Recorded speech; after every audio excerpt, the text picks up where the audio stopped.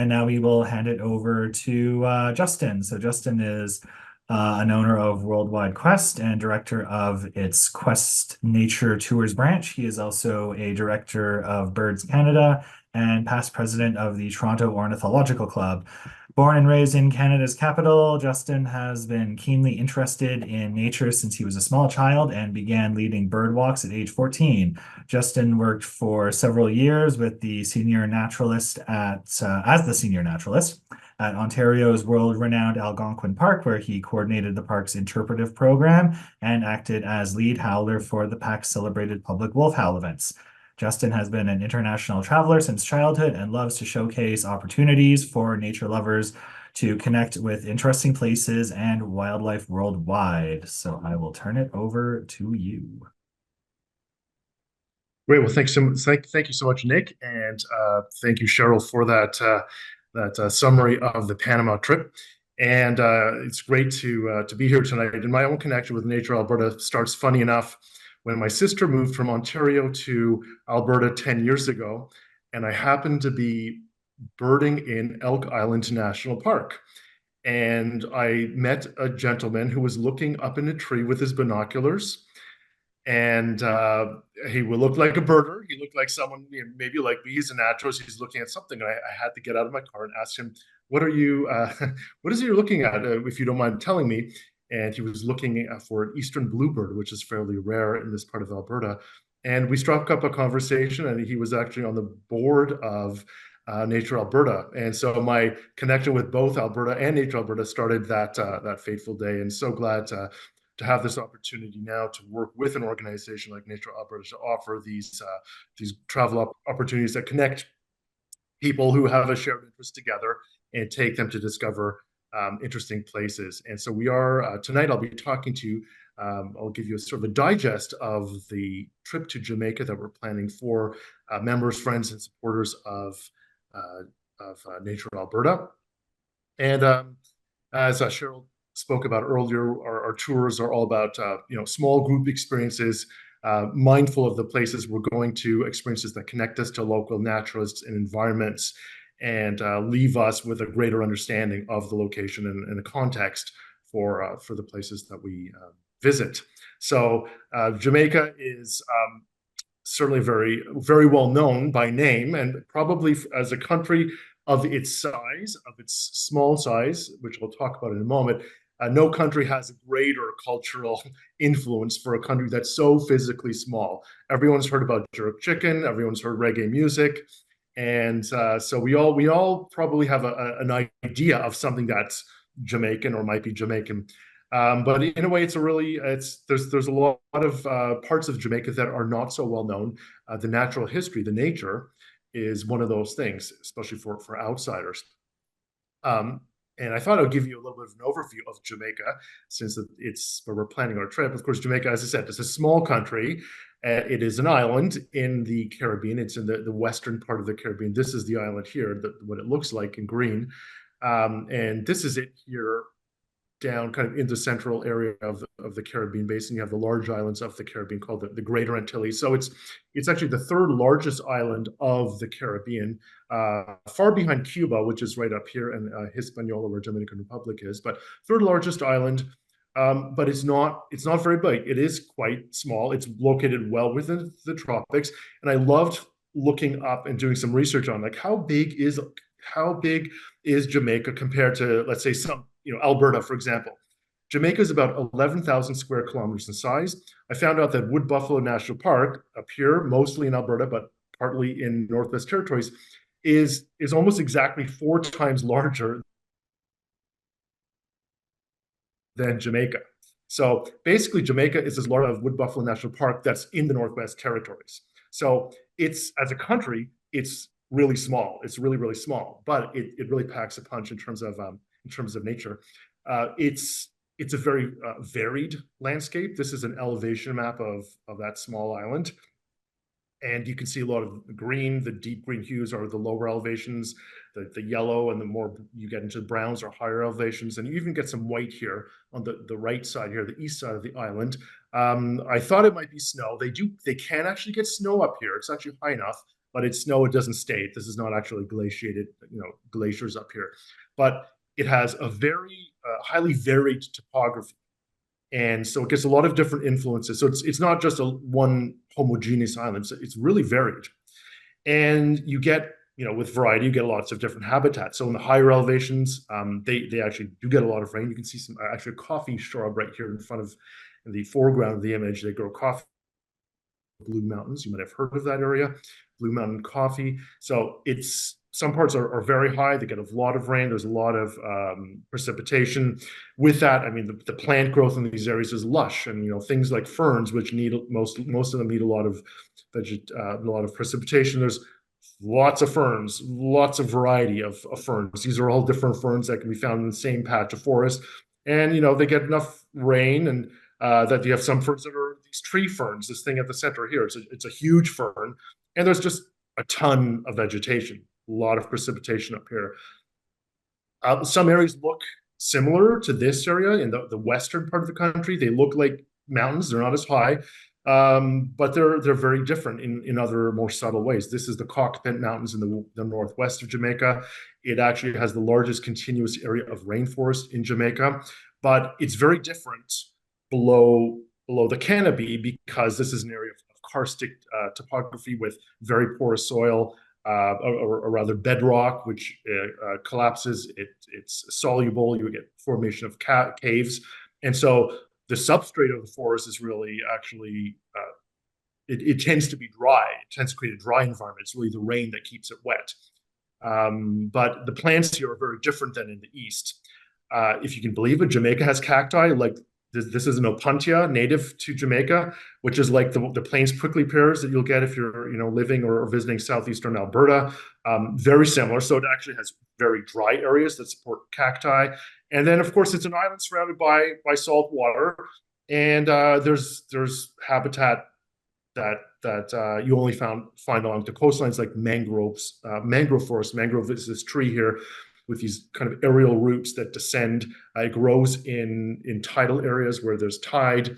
The seed germinates in a muddy area, and then the tree grows these roots outwards and creates this massive thicket forest. So you have these mangrove areas as well, a totally different habitat. So you get a variety of habitats in a very small country. The other thing, of course, is the fact that makes it interesting. It is an island, and that's like how to, I don't want to overstate it, but the fact that it's an island has really interesting consequences on the wildlife and the natural history of the place. Jamaica has never been, we think, has never been actually connected to any of these other islands that we see here or the mainland around it. It was always an island, maybe 100 million years ago. It formed. Then at some point later, it went underwater. It sank. And then later, maybe 12 to 10 million years ago, it was thrust out. It was pushed out of the ocean, became a parent island. And since that time, well, I showed you vegetation. So you can see, like, obviously plant life got there. But it might have taken a while there. But Jamaica's been isolated as an island. It's not totally disconnected from the outside world, but it has been isolated for a very long time. So there's a lot of things that are only found in Jamaica. Now, Cheryl was talking about, birds. A lot of naturalists' first interests are in birds. Birds being more, a lot of them are more colorful. They provide more movement, visual interest. There's 30 bird species that are only found in Jamaica and nowhere else in the world. They're birds whose ancestors got to the island. Of course, they could fly and evolved into a unique form that's only found there. So there's birds like these Jamaican woodpeckers that you can find, and a whole variety of other birds.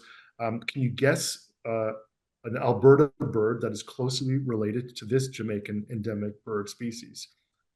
Just on the look of it, it might look like your American robin. This is a white-chinned thrush, same genus as our American robin, only found in Jamaica. This woodpecker, or not woodpecker, rather, this bird is a flycatcher.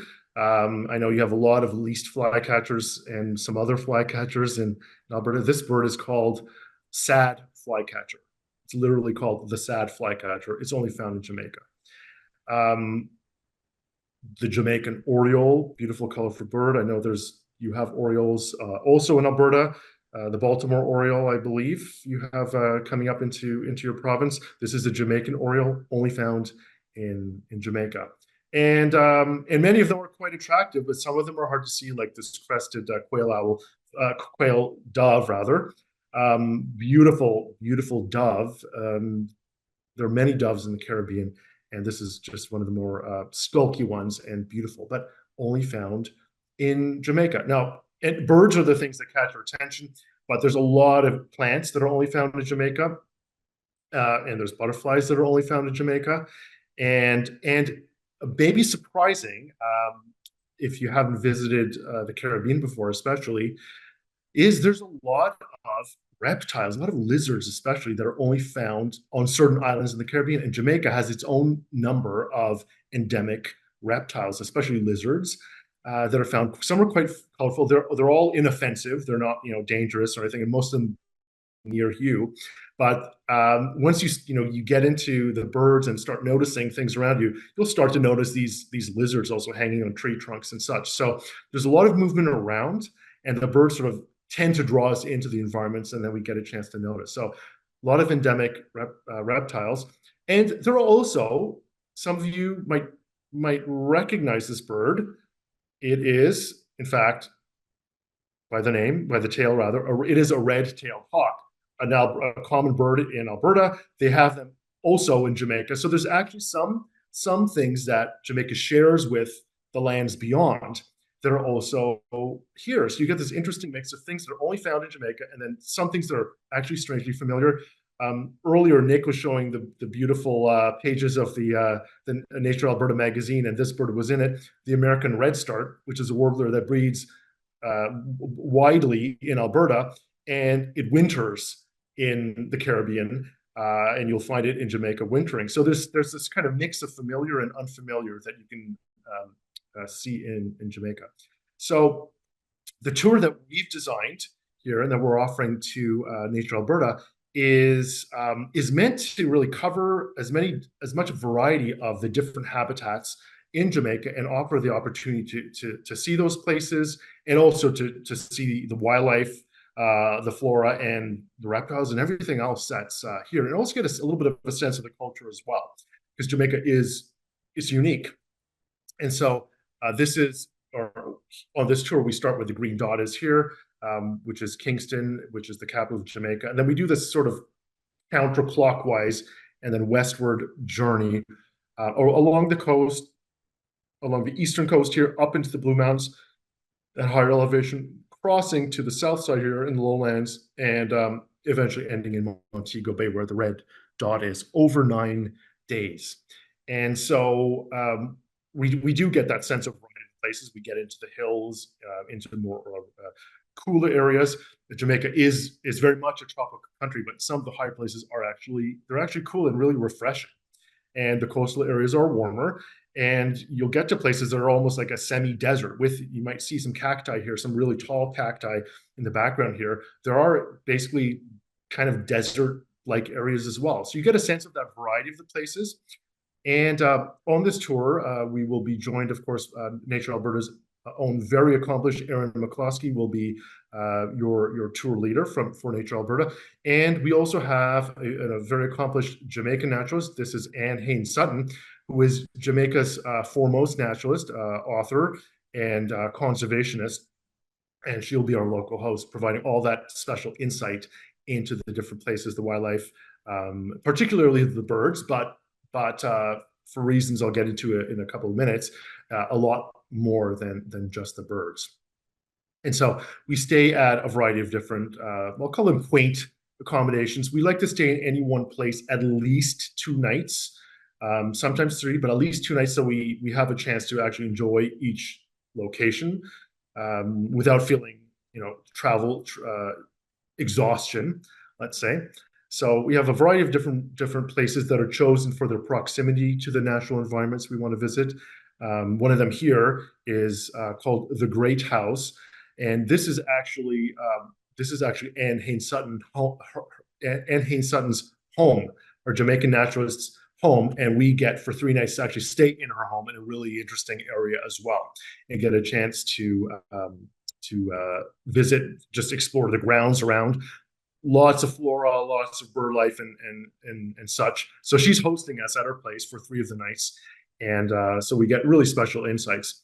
And it's an opportunity to just explore and enjoy really what's in front of us and get drawn into those environments. So this bird here is the red-billed streamer tail, which is in fact Jamaica. It's a hummingbird, if you might have guessed, and it's also Jamaica's national bird.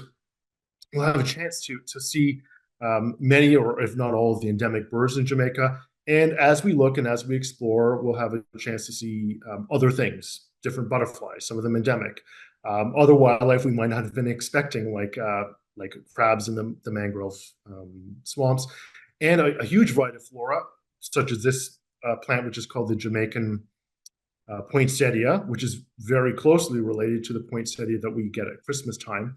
So a variety of just a lot of different things of interest that are all around us, as well as some familiar things. I'll share with you the tour dates shortly, but it takes place at the end of March, early April, which is a transition time. We will still be able to see a lot of overwintering North American migrant birds that are spending time in Jamaica, like this black and white warbler that you may have also seen in North America. And it's also a time when the Jamaican birds are also entering their breeding season, so they're more vocal and more visible. As I said, Jamaica, of course, a unique culture. So we'll have a lot of these to see local culture and experience local scenes. I know a lot of traveling naturalists are photographers, so there's plenty of photographic opportunities all over the place. And part of the culture is the food as well. So you'll have a chance to try some of those specialty Jamaican dishes. This happens to be a goat curry, or curry goat as they call it in Jamaica, and probably jerk chicken, and and have a chance to visually pace all these different interesting environments with kindred spirits. So come for the showier things, but allow yourself to be drawn into those special environments. Naturalists at the lead, and fellow like-minded travelers. So I invite you to join our group next year. I'll provide you just with the dates here if you want to pencil those in somewhere in your calendar. Our tour is March 28th to April 5th of 2025. We will avail all the tour details to all the registrants on this webinar, so just please stay tuned for an update from Nature Alberta coming your way. And if there are any questions, I'll be happy to take them. Awesome. Well, thank you very much, Justin. That was also very fascinating. I'm just going to stop our recording here.